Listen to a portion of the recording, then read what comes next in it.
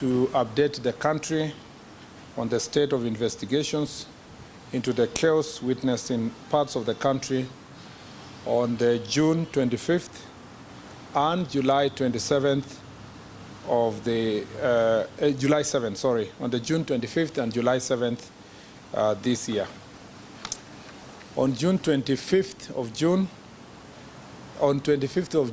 2025 and July 7th of 2025, criminals in different parts of the country visited raw and unprecedented terror on innocent citizens, causing distress, disruption, mayhem, and untold destruction. On these 2 days, marauding gangs of looters and barefaced anarchists broke into private business in multiple parts of the country, thrusting many individuals and families into poverty. Years of hard work and sacrifice were lost in an instant, leaving hard-working Kenyans staring at losses and financial ruin. In this chaos, 42 Kenyans regrettably lost their lives and close to 600 were injured. Out of these injuries, 496 were law enforcement officers. This is unacceptable. One life lost is one too many. We mourn every life lost and extend our deepest sympathies and heartfelt condolences to the affected families. To those who suffered injuries, loss, and trauma on those 2 fateful days of sheer terror, we say poleni sana. Public facilities also bore the brunt of the destruction. The anarchists targeted police stations, government offices, vehicles, and a hospital. This disturbing trend of targeting police stations, stealing firearms and ammunition points to a coordinated attempt to subvert the state's ability to guarantee law, order, and public safety. When a police post or a station is raided or razed, it leaves the public at the mercy of dangerous criminals. It's our solemn duty as a government to ensure that citizens are safe and secure. Every Kenyan deserves the right to protection, and no one should ever attempt to usurp that duty. The violence and destruction witnessed across the country in recent weeks, however, were on a scale that has never been witnessed before. It is incumbent upon us, therefore, to nip it in the bud with the full force of the law. This is what our people expect of the government, and this is what government will and must do. Kenyans watched in disbelief as the brazen attacks on our security installations unfolded on social media and on live television. At Dagoretti police post, for example, the criminals stole guns and razed residential buildings, housing officers and their families. In Kikuyu, a mob attacked government offices, torching Kikuyu police station, the sub-county headquarters, National Registration Office, county government offices, the Assistant Chief's Office, the Kenya Forest Service Office, Kikuyu Law Courts, as well as Dagoretti Police Post and police lines. They also partially destroyed the Kikuyu Sub-County Probation Office and damaged 4 motor vehicles belonging to Dagoretti Police Post, including that of the officer in charge. 9 suspects have been arrested to answer to the attack on the Dagoretti Police Post, while others are still being sought.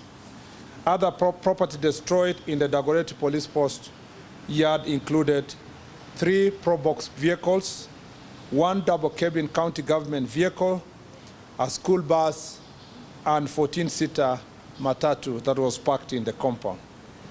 5 guns were also stolen in Dagoretti Police Post, and another 4 firearms were burnt in Kashui Police Post. One of the guns stolen in Dagoretti on 25th of June was used to commit robbery in Naivasha the following day. On June 25th, a rowdy group of youth attacked Matu police station, leaving 8 officers injured and several government vehicles damaged. That is in Machakos County. The building housing the station was also destroyed. 18 suspects have been charged in connection with this attack. In Machakos County, 66 suspects linked to torching of gas tanker along Kitui Road on 7th July have also been arrested and charged. In another shocking attack, arsonists invaded and burned Olkalau police station, killing 3 suspects who were in custody. They also torched 26 vehicles, 18 county government motorbikes, burnt down an exhibit store, and destroyed the report office. In Nakuru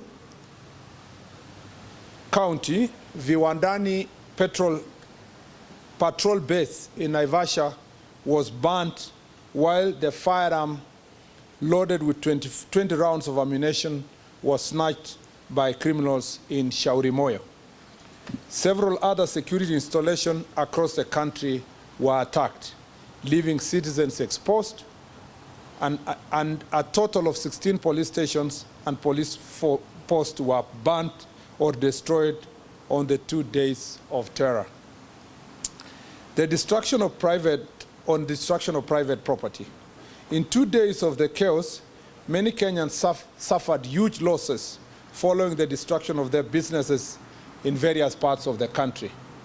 In Naivasha, Nakuru County, goons looted stock from Naivas, Power Star, and Ketia supermarkets, and thereafter set ablaze Power Star supermarket.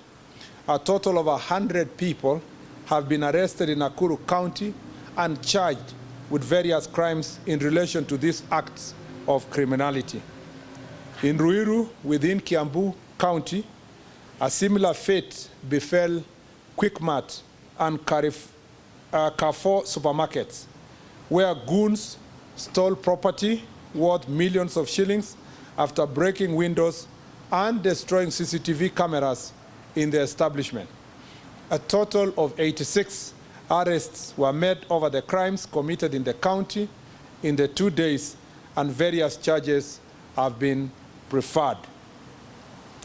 Naivas supermarket within Nyeri town was also broken into and goods worth millions of shillings carted away. 21 suspects have been arrested in connection with this criminal activity. On the same day, a group of rioters invaded Mountain Mall within Kasarani area in Nairobi County, where they looted goods from Naivas supermarket and other shops within the mall. 3 suspects were arrested and arraigned accordingly. At Kidurai 44 area, another set of criminals invaded Kasmart supermarket. In Eldoret, goons broke into Ketia supermarket and stole goods worth millions of shillings, and 12 suspects were arrested and arraigned. In Meru, a group of thugs set ablaze Muguna's supermarket using suspected petrol bomb. Years of investment went up in flames. The criminal element stole alcoholic drinks also from the 7-Eleven bar. Selenite supermarket was not spared in the looting and the mayhem. 40 suspects have been arrested in Meru in relation to these criminal acts. In Kirinyaga County, 21 suspects linked to the looting of Nice City supermarket in Mwea town were arraigned. Gangs also torched the Kirinyaga Central NGCDF offices, leading to the arrest and arraignment of 4 suspects. In Kagumo town, mobs broke into county supermarket and stole goods worth millions of shillings. 2 suspects have been arrested and arraigned in connection with the incident, and others are still being pursued. In other reprehensible incident, marauding gangs stopped operating theater at the Kitengela Sub-County Hospital, interrupting an emergency cesarean section and terrorizing patients and medical staff. 2 suspects have been arrested and arraigned in court for this heinous crime. The 2 were granted bail of 50,000 shillings, surely 50,000 shillings only, after invading an hospital and interrupting a cesarean operation. Only 50,000 shillings were granted as cash bail. These lenient bail terms are unacceptable. It is in hospitals that we seek refuge at our most vulnerable moments, and to infringe on this privacy is an offense most foul. Arising out of these unprecedented attacks, close to 1,500 people have been arrested countrywide and are facing various charges, including terrorism, murder, robbery with violence, sexual assault, arson, malicious damage to property, and targeted attacks on strategic national infrastructure. Of these, 50 individuals are currently under investigation by various crimes investigation units, while 71 cases are being handled by the anti-terrorism police unit for offenses related to acts of terrorism. We commend our security agencies for foiling further destruction and wish a quick recovery to the officers injured during this unprecedented violence. The operation was made possible through timely intelligence, which revealed plans to target critical infrastructure, including transport systems. Intelligence-led operations across various counties have resulted in the arrest of individuals believed to be masterminds and financiers, plus the instigators and the direct perpetrators of these criminal acts, including those responsible for incitement to violence and politically motivated mobilization intended to stoke public unrest. Those who incited, organized, funded, or executed these attacks will face the full force of the law. The financiers and political sponsors of this mayhem are being investigated and will soon answer for their crimes. Similarly, any police officer accused of unlawful use of force will face the law. As I speak, 1 police officer has already been arraigned and is facing murder charges. Further, any excesses by law enforcement officers will be investigated and appropriate action taken on those found to be culpable. Cognizant of the raging debate and national concerns on the use of force by security personnel, I will this Friday, pursuant to Article 245(4) of the Constitution, be issuing a policy directive to the Inspector General of Police on the use of force and firearm by law enforcement officers. What was witnessed on 25th of June and 7th July was stark testament to the extent to which the sponsors of this anarchy are ready to go to subvert the Constitution. This was not protest.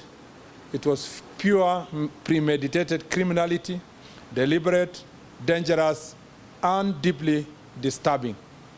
The right to assemble, demonstrate, picket, march unarmed, and present petitions to authorities is guaranteed by our Constitution, and that cannot ever be taken away.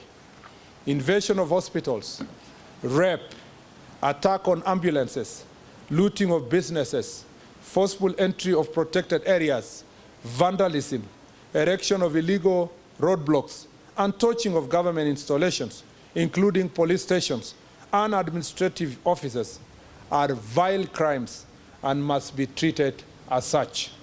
We cannot, as government and as a nation, normalize the senseless loss of lives and livelihood and the threat to peace and stability. I once again urge all citizens to reject and denounce violence. I ask all Kenyans to channel their grievances through legitimate and constitutional means and deny criminals the chance to destabilize our great country. To the financiers, organizers, executors, take note. This reign of terror against the people of Kenya and the impunity of criminal gangs must come to an end at whatever cost. Asante sana, and God bless Kenya. Thank you very much. I assume there is no question.